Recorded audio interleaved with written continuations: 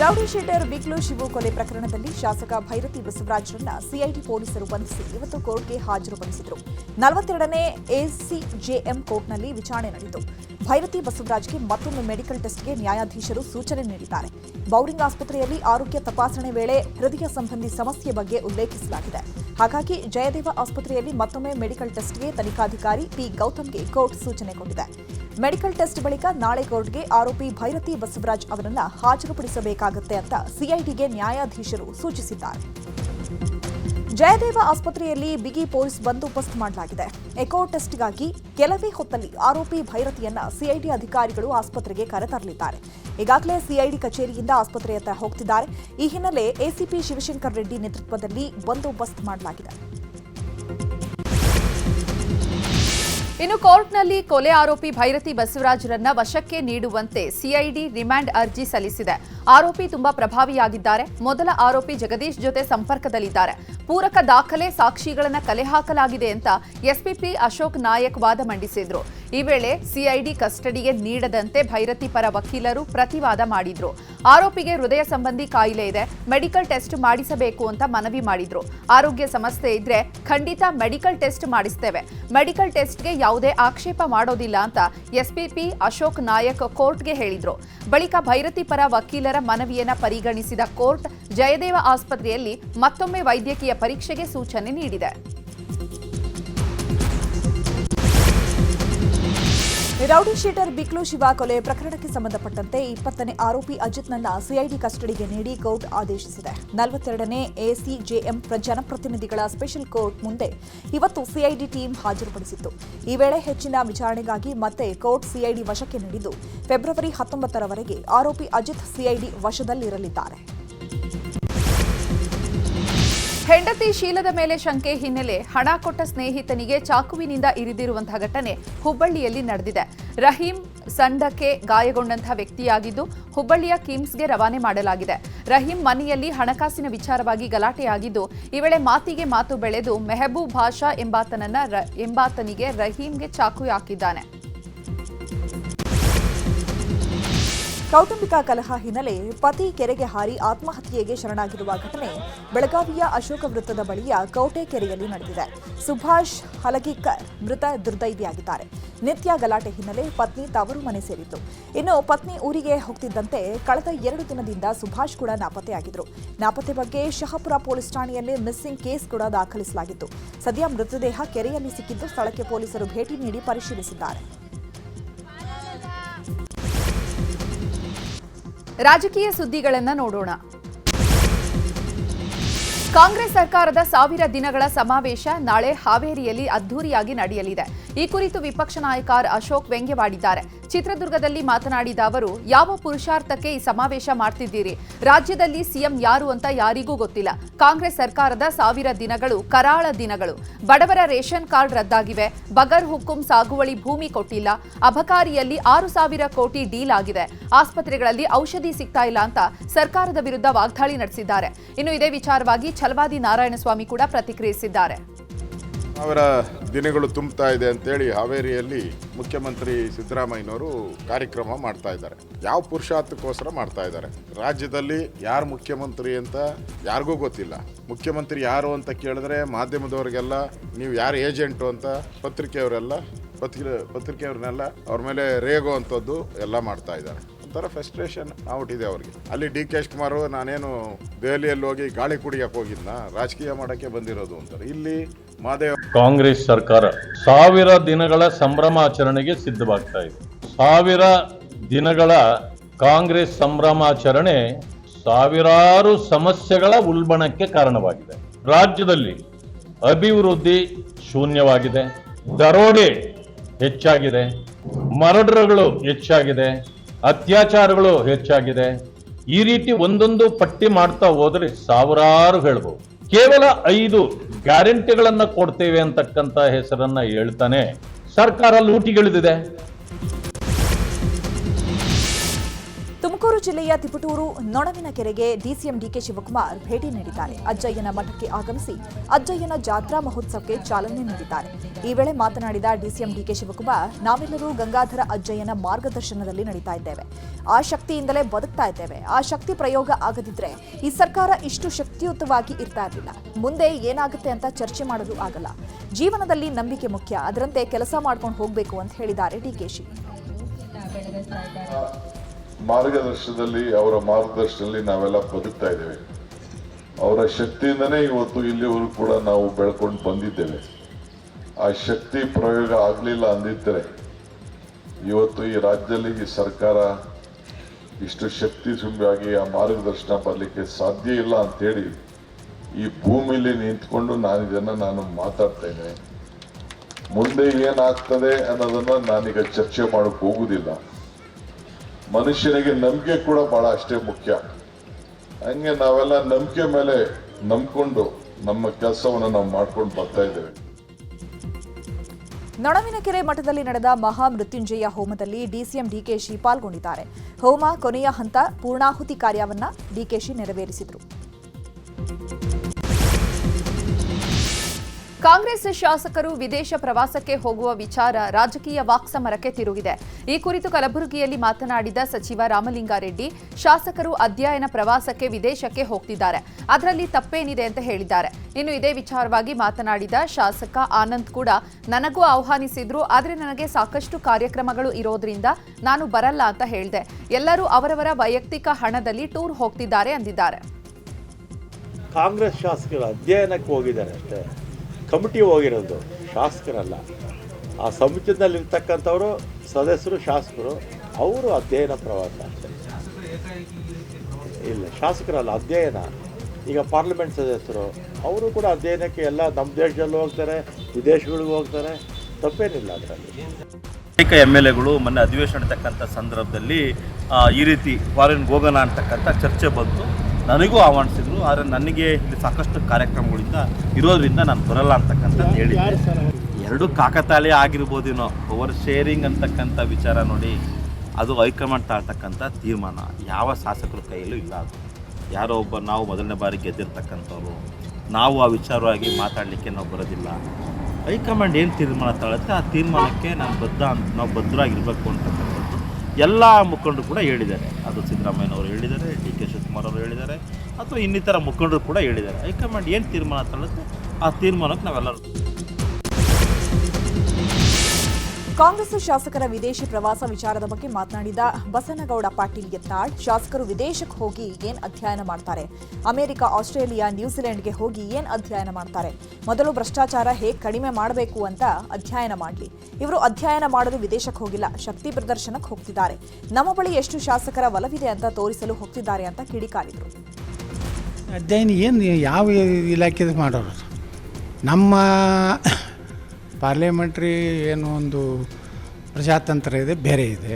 ಬೇರೆ ಬೇರೆ ದೇಶದಲ್ಲಿ ಬೇರೆ ಬೇರೆ ರೀತಿಯ ವ್ಯವಸ್ಥೆ ಇದೆ. ಇವತ್ತೇನು ವಿದೇಶಕ್ಕೆ ಹೋಗಿದ್ದಾರಲ್ಲ, ಇವರು ಏನೋ ಅಧ್ಯಯನಕ್ಕೆ ಹೋಗಿಲ್ಲ. ಯಾರ ಕಡೆ ಎಷ್ಟು ಜನ ಅದಾರೋ ಅಂತ ಅಂಕಿ ಸಂಖ್ಯೆ ತೊಗೊಲಿಕ್ಕೆ DK ಶಿವಕುಮಾರ್, ಸಿದ್ದರಾಮಯ್ಯ ಒಂದು ಸರ್ಕಸ್ ಮಾಡ್ತಾ ಇದ್ದಾರೆ.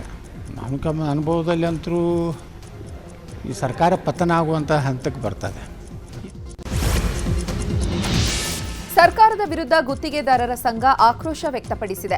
ಹಾಸನದಲ್ಲಿ ಸುದ್ದಿಗೋಷ್ಠಿ ನಡೆಸಿ ಮಾತನಾಡಿದ ಗುತ್ತಿಗೆದಾರರ ಸಂಘದ ರಾಜ್ಯಾಧ್ಯಕ್ಷ ಮಂಜುನಾಥ್, 2.5 ವರ್ಷದಿಂದ 37,000 ಕೋಟಿ ಬಾಕಿ ಇದೆ. ಹಲವು ಬಾರಿ ಸಿಎಂ ಡಿಸಿಎಂಗೆ ಮನವಿ ಮಾಡಿದ್ರೂ ಸ್ಪಂದನೆ ಸಿಕ್ಕಿಲ್ಲ. ಈವರೆಗೂ ಅಧಿಕೃತ ಸಭೆಯೂ ನಡೆಸಿಲ್ಲ. ಮಾರ್ಚ್ 5ರಂದು ಕೆಲಸ ನಿಲ್ಲಿಸಿ ಮುಷ್ಕರ ಮಾಡಲು ತೀರ್ಮಾನ ಮಾಡಿದ್ದೇವೆ. ಸಭೆ ನಡೆಸಿದ್ರೆ ಹಣ ಕೊಡಬೇಕಾಗುತ್ತೆ ಅಂತ ಸಭೆಯನ್ನೇ ಮಾಡ್ತಾ ಇಲ್ಲ. ಈ ಸರ್ಕಾರದಲ್ಲೂ ಪರ್ಸೆಂಟೇಜ್ ಜಾಸ್ತಿ ಆಗಿದೆ, ಎಷ್ಟು ಅಂತ ಹೇಳೋಕ್ಕಾಗಲ್ಲ ಅಂದಿದ್ದಾರೆ. ಇರೋ ವಿಚಾರಗಳು ಹೇಳದಂತ ಸಂದರ್ಭದಲ್ಲಿ ಮಾನ್ಯ ಮುಖ್ಯಮಂತ್ರಿಗಳು ಅದನ್ನ ಕಂಟ್ರೋಲ್ ಮಾಡ್ತಕ್ಕಂಥ ವ್ಯವಧಾನ, ಸಮಾಧಾನ ಅವರಿಗೆ ಅದು ಇರ್ಬೇಕದು. ನಾವು ಇದನ್ನ ಕಂಟ್ರೋಲ್ ಮಾಡ್ಬೇಕಪ್ಪ, ಕಾಂಟ್ರಾಕ್ಟರ್ಗಳು ಹೇಳ್ತಾ ಇದ್ದಾರೆ, ಸಾರ್ವಜನಿಕರು ಹೇಳ್ತಾ ಇದ್ದಾರೆ ಅಂತಂದು ಅದಾಗ್ಬೇಕು. ಅವ್ರನ್ನ ತಿಳಿಸಿದೀವಿ, ಆಗ್ತಾ ಇಲ್ಲ. ನಿಮ್ಮ ಮುಖಾಂತರ ನಾವು ಹೇಳಿದಕ್ಕೆ ಅವ್ರಿಗೆ ತಿಳಿಸ್ಲಿ ಅನ್ನೋ ನಿಮ್ಮನ್ನು ಆಧಾರ ಆಗಿ ಇಟ್ಕೊಂಡು. ಈಗ ಜವರಾಯನ ಅಟ್ಟಹಾಸಕ್ಕೆ ಸಂಬಂಧಪಟ್ಟಂತಹ ಸುದ್ದಿಗಳು. ಇನ್ನು ಸರಣಿ ಅಪಘಾತದಲ್ಲಿ ಬೈಕ್ನಲ್ಲಿ ಹೋಗ್ತಾ ಇದ್ದ ಗಗನ್ ಕೂಡ ಮೃತಪಟ್ಟಿದ್ದಾರೆ. ಖಾಸಗಿ ಕಂಪನಿಯಲ್ಲಿ ಕೆಲಸ ಮಾಡ್ತಾ ಇದ್ದ ಗಗನ್ ದೇವನಾಯಕನಹಳ್ಳಿ ಗ್ರಾಮದ ನಿವಾಸಿ. ಗಗನ್ ತಾಯಿ ಲಕ್ಷ್ಮೀದೇವಿಗೆ ಎರಡೂ ಕಣ್ಣು ಕಾಣಿಸೋದಿಲ್ಲ. ಮನೆಗೆ ಆಸರೆಯಾಗಿದ್ದ ಮಗ ಮೃತಪಟ್ಟಿದ್ದು ಕುಟುಂಬಸ್ಥರ ಆಕ್ರಂದನ ಮುಗಿಲು ಮುಟ್ಟಿದೆ. ಬೈಕ್ ಹೋಗ್ತೀನಮ್ಮ ನಮ್ ಕಂಪನಿಯವ್ರ ಜೊತೆ ಇದು ಕಾರಲ್ಲಿ ಅಂದ. ಏನಕ್ಕಪ್ಪ ನೀನ್ ಹೋಗೋದು, ಇವಾಗ ಸರಿ ಇಲ್ಲ, ಜನ ನನ್ ಮೇಲೆ ನಾವು ಡೌಟ ನಿಂಕ, ಹಂಗಾದ್ರೆ ಹೋಗೇಬಾರ್ದ ಅಂದ. ಇನ್ ನಾನು ಅದನ್ನ ಬಿಟ್ರೆ ಅದಾಯ್ತ ನಾನು ಹೋಗ್ಬಿಟ್ಟಂಗೆ ಕೆಲಸ ಬರ್ತೀನಿ ಅಂದ. ಈ ಸುದ್ದಿ ಬಂದೈತಪ್ಪ. ಸ್ವಭಾವ ಒಳ್ಳೆ ಹುಡುಗನು, ಒಳ್ಳೆ ಹುಡುಗನು ಜಾತಿ. ಸರಣಿ ಅಪಘಾತ ಆಗಿದ್ದು ಹೇಗೆ ಅನ್ನೋದರ ಬಗ್ಗೆ ನ್ಯೂಸ್ 18ಗೆ ಪೊಲೀಸ್ ಅಧಿಕಾರಿಗಳು ಮಾಹಿತಿ ನೀಡಿದ್ದಾರೆ. ಹೊಸಕೋಟೆಯಿಂದ ದೇವನಹಳ್ಳಿಗೆ ವೇಗವಾಗಿ ಎಕ್ಸ್ಯುವಿ ಕಾರ್ನಲ್ಲಿ ವಿದ್ಯಾರ್ಥಿಗಳು ಹೋಗಿದ್ದಾರೆ. ಈ ವೇಳೆ ಮೊದಲು ಬೈಕ್ಗೆ ಕಾರು ಡಿಕ್ಕಿ ಹೊಡೆದಿದೆ. ನಂತರ ಸ್ವಲ್ಪ ದೂರದಲ್ಲೇ ಕ್ಯಾಂಟರ್ಗೆ ಕಾರು ಡಿಕ್ಕಿಯಾಗಿದೆ. ಡಿಕ್ಕಿಯ ರಭಸಕ್ಕೆ ಕ್ಯಾಂಟರ್ನ ಚಾಸಿಸ್ ಕಟ್ ಆಗಿದ್ದು ಕ್ಯಾಂಟರ್ ಪಲ್ಟಿಯಾಗಿದೆ. ಇದಾದ ಕೆಲವೇ ನಿಮಿಷಕ್ಕೆ ರಸ್ತೆ ಮೇಲೆ ಇದ್ದ ಟೈರ್ಗೆ ಬ್ರೆಜಾ ಕಾರು ಡಿಕ್ಕಿಯಾಗಿದ್ದು ಕಾರಿನ ಮುಂಭಾಗ ಜಖಮಾಗಿದೆ. ಒಟ್ಟು 2 ಕಾರು, 1 ಬೈಕ್, 1 ಕ್ಯಾಂಟರ್ಗೆ ವಿದ್ಯಾರ್ಥಿಗಳು ಓಡಿಸ್ತಾ ಇದ್ದಂತಹ ಕಾರು ಡಿಕ್ಕಿಯಾಗಿದ್ದು ಕಾರಿನಲ್ಲಿದ್ದವರೆಲ್ಲ ಮೃತಪಟ್ಟಿದ್ದಾರೆ. ಇನ್ನು ಸರಣಿ ಅಪಘಾತದ ಬಗ್ಗೆ ಬೆಂಗಳೂರು ಗ್ರಾಮಾಂತರ ಎಸ್ಪಿ ಚಂದ್ರಕಾಂತ್ ಮಾಧ್ಯಮಗಳಿಗೆ ಮಾತನಾಡಿದ್ದು, ಅಪಘಾತದಲ್ಲಿ 7 ಮಂದಿ ಸಾವನ್ನಪ್ಪಿದ್ದಾರೆ. ಎಲ್ಲರೂ ಕೂಡ 16ರಿಂದ 20 ವರ್ಷದ ಒಳಗಿನವರು. ಮೊದಲಿಗೆ ಬೈಕ್ಗೆ ಡಿಕ್ಕಿ ಹೊಡೆದಿದ್ದಾರೆ. ನಂತರ ಕ್ಯಾಂಟರ್ಗೆ ಕಾರು ಡಿಕ್ಕಿಯಾಗಿದೆ. ಅಪಘಾತದ ತೀವ್ರತೆಗೆ 6 ಯುವಕರ ತಲೆ ಓಪನ್ ಆಗಿದೆ. ಇನ್ನು ಮಕ್ಕಳು ಎಲ್ಲಿಗೆ ಹೋಗಿದ್ರು ಅನ್ನೋದರ ಬಗ್ಗೆ ಪೋಷಕರಿಗೂ ಕೂಡ ಮಾಹಿತಿ ಇಲ್ಲ. ಸದ್ಯ ಕಾರು ಮಾಲೀಕನ ವಿರುದ್ಧ ಕಾನೂನು ಕ್ರಮ ಆಗುತ್ತೆ ಅಂತ ಹೇಳಿದ್ದಾರೆ. ಈ XUV 700 6 ಜನ ಹುಡುಗರು, ಎಲ್ಲ 16ರಿಂದ 19 ವರ್ಷದ ಹುಡುಗರು 6 ಜನ ಇರ್ತಾರೆ. ಫಸ್ಟ್ ಬೈಕ್ ಹೊಡಿತಾರೆ. ಬೈಕ್ ಹೊಡೆದ ತಕ್ಷಣ ಅದ ಬೈಕಲ್ಲಿರ್ತಕ್ಕಂಥ ಗಗನ್ ಅನ್ನೋನು ಕೆಳಗಡೆ ಬೀಳ್ತಾನೆ, ಸ್ಪಾಟಲ್ಲೇ ಡೆತ್ ಆಗ್ತಾನೆ. ಮತ್ತು ಈ XUV ವೆಹಿಕಲ್ಲು ಒಂದು ಲಾರಿ ಟಿಪ್ಪರ್ ಇರ್ತದೆ, ಅದಕ್ಕೆ ಹಿಂದಕ್ಕೆ ವೀಲ್ ಹೊಡಿತಾನೆ. ಆ 2 ವೀಲು ಆಚೆ ಬಂದುಬಿಡ್ತದೆ. ಆ ವೀಲ್ ಟಿಪ್ಪರ್ ಹೋಗ್ಬಿಟ್ಟು ಮುಂದೆ ಟ್ಯಾಪಲ್ ಆಗ್ತದೆ. ಅದರಲ್ಲಿದ್ದವನಿಗೆ ಬರೀ ಹಿಂದ್ಗಡೆ ಗುದ್ದಿರೋದು ಮಾತ್ರ ಗೊತ್ತು, ಆದರೆ ಯಾರು ಗುದ್ದಿದ್ರು ಏನು ಅಂತ ಗೊತ್ತಿಲ್ಲ. ಆತನಿಗೂ ಸಣ್ಣ ಪುಟ್ಟ ಗಾಯಗಳಾಗಿದೆ. ಈಗ ರಾಜ್ಯಕ್ಕೆ ಸಂಬಂಧಪಟ್ಟಂತಹ ಸುದ್ದಿಗಳು. ಚಾಮರಾಜನಗರ ಜಿಲ್ಲೆಯ ಮಹದೇಶ್ವರ ಬೆಟ್ಟದಲ್ಲಿ 2 ಬಸ್ಗಳ ನಡುವೆ ಮುಖಾಮುಖಿ ಡಿಕ್ಕಿಯಾಗಿದೆ. ಮಹದೇಶ್ವರ ಬೆಟ್ಟ ತಾಳಬೆಟ್ಟ ಮಾರ್ಗದ 7ನೇ ತಿರುವಿನಲ್ಲಿ ಕೆಎಸ್ಆರ್ಟಿಸಿ ಹಾಗೂ ಖಾಸಗಿ ಬಸ್ ನಡುವೆ ಅಪಘಾತ ನಡೆದಿದ್ದು 10ಕ್ಕೂ ಹೆಚ್ಚು ಮಂದಿ ಗಾಯಗೊಂಡಿದ್ದಾರೆ. ಗಾಯಾಳುಗಳಿಗೆ ಹನೂರು ಹಾಗೂ ಕೊಳ್ಳೇಗಾಲ ಸರ್ಕಾರಿ ಆಸ್ಪತ್ರೆಯಲ್ಲಿ ಚಿಕಿತ್ಸೆ ನೀಡಲಾಗ್ತಾ ಇದೆ. ಕನ್ನಡದ ಹೆಸರಾಂತ ನಿರ್ದೇಶಕ ಜೋ ಸೈಮನ್ ನಿಧನರಾಗಿದ್ದಾರೆ. ಕರ್ನಾಟಕ ಚಲನಚಿತ್ರ ವಾಣಿಜ್ಯ ಮಂಡಳಿಯಲ್ಲೇ ಹೃದಯಾಘಾತದಿಂದ ಮೃತಪಟ್ಟಿದ್ದಾರೆ. ಜೋ ಸೈಮನ್ಗೆ 80 ವರ್ಷ ವಯಸ್ಸಾಗಿತ್ತು.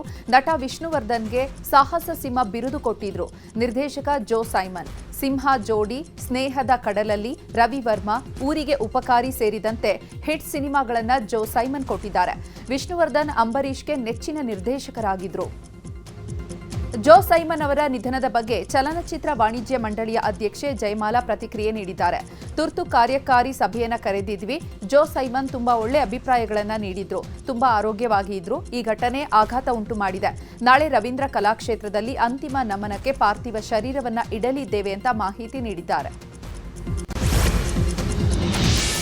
ಚಿಕ್ಕಮಗಳೂರು ಭಾಗದಲ್ಲಿ ಹಾರಾಟ ಮಾಡ್ತಾ ಇದ್ದ ಲಘು ವಿಮಾನದ ಬಗ್ಗೆ ಮಾಹಿತಿ ಲಭ್ಯವಾಗಿದೆ. ಜಿಯೋಲಾಜಿಕಲ್ ಸರ್ವೆ ಆಫ್ ಇಂಡಿಯಾಗೆ ಸೇರಿದ ಲಘು ವಿಮಾನ ಇದಾಗಿದ್ದು ಅನುಮತಿ ಪಡೆದು ಹಾರಾಟ ಮಾಡುತ್ತಿದೆ.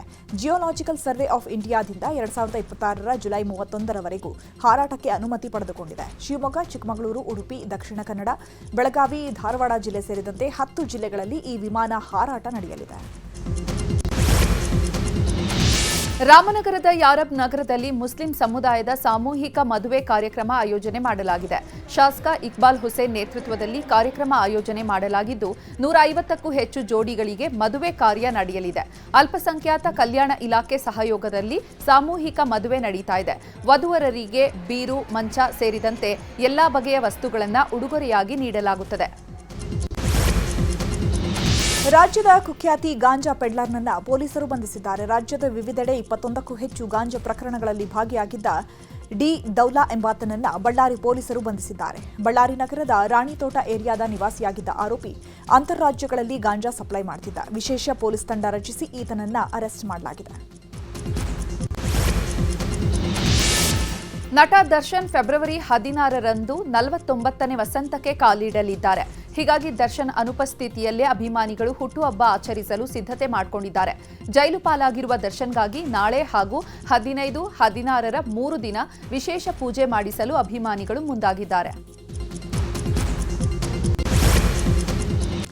ಈಗ ದೇಶಕ್ಕೆ ಸಂಬಂಧಪಟ್ಟಂತಹ ಸುದ್ದಿ. ಪ್ರಧಾನಿ ನರೇಂದ್ರ ಮೋದಿ ಇವತ್ತು ದೆಹಲಿಯ ನೂತನ ಪ್ರಧಾನಮಂತ್ರಿ ಕಚೇರಿಯ ಕಾಂಪ್ಲೆಕ್ಸ್ ಅನ್ನು ಉದ್ಘಾಟಿಸಿದ್ದಾರೆ. ಈ ಕಟ್ಟಡಕ್ಕೆ ಸೇವಾ ತೀರ್ಥ ಅಂತ ಹೆಸರಿಡಲಾಗಿದೆ. ಈ ಹೆಸರಿನ ಕೆಳಗೆ ನಾಗರಿಕ ದೇವೋಭವ ಅಂತ ಕೂಡ ಬರೆಯಲಾಗಿದೆ. ರೈಸಿನಾ ಹಿಲ್ ಪ್ರದೇಶದ ಸೌತ್ ಬ್ಲಾಕ್ನಲ್ಲಿದ್ದ ಪ್ರಧಾನಿ ಕಾರ್ಯಾಲಯ ಇನ್ನು ಮುಂದೆ ಸೇವಾ ತೀರ್ಥ ಕಟ್ಟಡಕ್ಕೆ ಸ್ಥಳಾಂತರಗೊಳ್ಳಲಿದೆ. ಜೊತೆಗೆ ಸಚಿವಾಲಯದ ಕಚೇರಿಗಳು, ಸಂಪುಟ ಸಚಿವಾಲಯ ಮತ್ತು ರಾಷ್ಟ್ರೀಯ ಭದ್ರತಾ ಮಂಡಳಿ ಸಚಿವಾಲಯದ ಕಚೇರಿ ಸೇವಾ ತೀರ್ಥಕ್ಕೆ ಶಿಫ್ಟ್ ಆಗಲಿದೆ. ಕೇಂದ್ರ ಗೃಹ ಸಚಿವ ಅಮಿತ್ ಶಾ ಫೆಬ್ರವರಿ 21ರಂದು ಅಸ್ಸಾಂನ ಕಚಾರ್ ಜಿಲ್ಲೆಯಲ್ಲಿರುವ ಭಾರತ ಬಾಂಗ್ಲಾದೇಶ ಅಂತಾರಾಷ್ಟ್ರೀಯ ಗಡಿಗೆ ಭೇಟಿ ನೀಡಲಿದ್ದಾರೆ. ನಟನ್ಪುರ ಗ್ರಾಮದಲ್ಲಿ ನಡೆಯುವ ವೈಬ್ರೆಂಟ್ ವಿಲೇಜಸ್ ಕಾರ್ಯಕ್ರಮದಲ್ಲಿ ಪಾಲ್ಗೊಳ್ಳಲಿದ್ದಾರೆ. ಬಾಂಗ್ಲಾದೇಶದಿಂದ ಬರುವ ಅಕ್ರಮ ವಲಸಿಗರ ವಿರುದ್ಧ ಕ್ರಮ ಕೈಗೊಳ್ಳುವುದು ಬಿಜೆಪಿಯ ಯೋಜನೆಯಾಗಿದ್ದು, ಈ ಭೇಟಿ ಮಹತ್ವದ್ದಾಗಿದೆ. ಜಾರ್ಖಂಡ್ನ ಹಜಾರಿಬಾಗ್ ಜಿಲ್ಲೆಯಲ್ಲಿ ಕಾಡಾನೆಗಳ ದಾಳಿಗೆ 5 ಮೃತಪಟ್ಟಿದ್ದಾರೆ. ಗೋಂಡ್ವಾರ್ ಎಂಬಂತಹ ಗ್ರಾಮದಲ್ಲಿ ಮನೆಗೆ ನುಗ್ಗಿರುವಂತಹ ಕಾಡಾನೆಗಳ ಹಿಂಡು ಮನೆಯಲ್ಲಿ ಮಲಗಿದ 5ರನ್ನ ತುಳಿದು ಸಾಯಿಸಿವೆ. ಈ ಘಟನೆಯಲ್ಲಿ ಮತ್ತೊಬ್ಬ ವ್ಯಕ್ತಿ ಕೂಡ ಗಾಯಗೊಂಡಿದ್ದಾರೆ. ಸ್ಥಳಕ್ಕೆ ಅರಣ್ಯ ಇಲಾಖೆ ಅಧಿಕಾರಿಗಳು ಭೇಟಿ ನೀಡಿ ಪರಿಶೀಲನೆ ನಡೆಸಿದ್ದಾರೆ. ಅರಣ್ಯ ಇಲಾಖೆ ವಿರುದ್ಧ ಸ್ಥಳೀಯರು ಆಕ್ರೋಶ ವ್ಯಕ್ತಪಡಿಸಿದ್ದಾರೆ.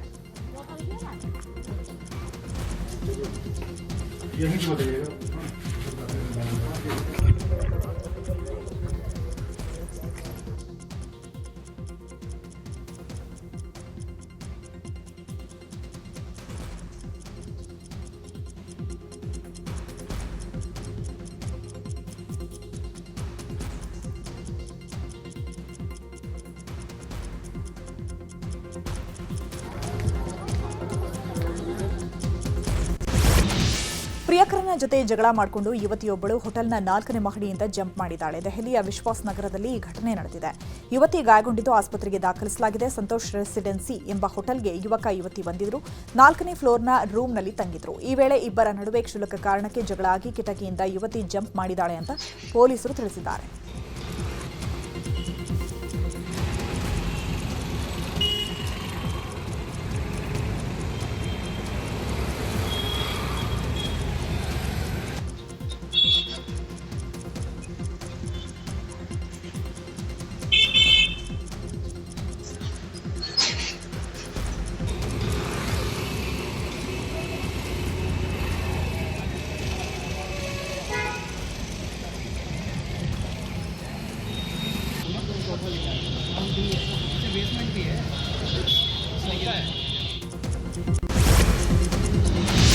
ಮುಂಬೈನಲ್ಲಿ 45 ಅಂತಸ್ತಿನ ಕಟ್ಟಡದಲ್ಲಿ ಭಾರೀ ಅಗ್ನಿ ಅವಘಡ ಸಂಭವಿಸಿದೆ. ಗೋರೆಗಾಂವ್ ಪೂರ್ವದ ಗೋಲ್ಬುರ್ಬಂ ಪ್ರದೇಶದಲ್ಲಿ ಈ ಘಟನೆ ನಡೆದಿರುವಂಥದ್ದು. ಡಿಬಿ ವುಡ್ಸ್ ಎಂಬ 45 ಅಂತಸ್ತಿನ ಕಟ್ಟಡದ 9ನೇ ಮಹಡಿಯಲ್ಲಿ ಆಕಸ್ಮಿಕವಾಗಿ ಬೆಂಕಿ ಕಾಣಿಸಿಕೊಂಡು ಹೊತ್ತಿ ಉರಿದಿದೆ. ಅದೃಷ್ಟವಶಾತ್ ಘಟನೆಯಲ್ಲಿ ಯಾವುದೇ ಜೀವಹಾನಿಯಾಗಿಲ್ಲ. ಸ್ಥಳಕ್ಕೆ ಅಗ್ನಿಶಾಮಕ ದಳದ ಸಿಬ್ಬಂದಿ ಆಗಮಿಸಿ ಬೆಂಕಿ ನಂದಿಸುವಲ್ಲಿ ಯಶಸ್ವಿಯಾಗಿದ್ದಾರೆ.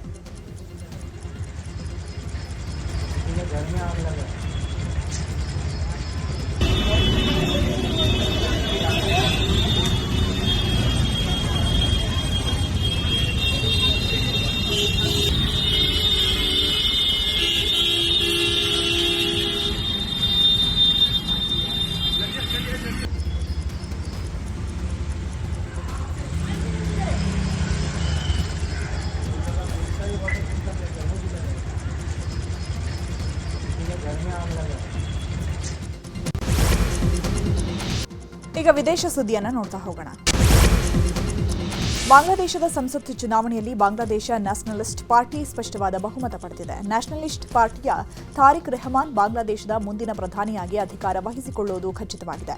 ಸರ್ಕಾರ ರಚಿಸಲು ಸಜ್ಜಾಗಿದೆ ಅಂತ ಬಿಎನ್ಪಿ ಎಕ್ಸ್ನಲ್ಲಿ ಪೋಸ್ಟ್ ಮಾಡಿದೆ. ರೆಹಮಾನ್ ನಾಯಕತ್ವವು ಭಾರತದೊಂದಿಗಿನ ಸಂಬಂಧದಲ್ಲಿ ಹೊಸ ಹಂತಕ್ಕೆ ವೇದಿಕೆಯನ್ನು ಸಿದ್ಧಪಡಿಸಿದೆ.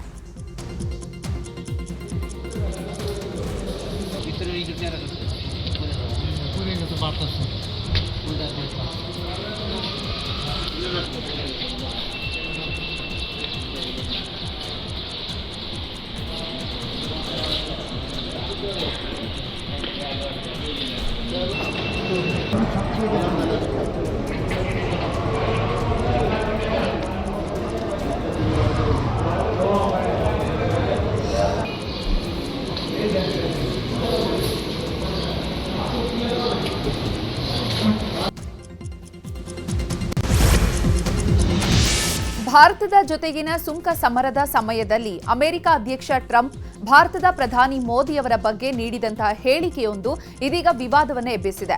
ನಾನು ಪ್ರಧಾನಿ ಮೋದಿಯವರ ರಾಜಕೀಯ ಜೀವನ ನಾಶ ಮಾಡಲು ಬಯಸುವುದಿಲ್ಲ ಅಂತ ಟ್ರಂಪ್ ಹೇಳಿದ್ದಾರೆ. ಈ ಹೇಳಿಕೆ ಈಗ ವಿವಾದಕ್ಕೆ ಸಿಲುಕಿದೆ. ಮೋದಿಯವರ ರಾಜಕೀಯ ಜೀವನ ನಾಶ ಮಾಡಲು ಟ್ರಂಪ್ ಯಾರು ಅಂತ ಭಾರತದಲ್ಲಿ ಆಕ್ರೋಶ ವ್ಯಕ್ತವಾಗಿದೆ. ಒಂದು ವೇಳೆ ಈ ಹೇಳಿಕೆ ನಿಜವಾಗಿದ್ರೆ ಸೂಕ್ತ ಕ್ರಮ ತೆಗೆದುಕೊಳ್ಳಲಾಗುವುದು ಅಂತ ಭಾರತ ಎಚ್ಚರಿಸಿದೆ.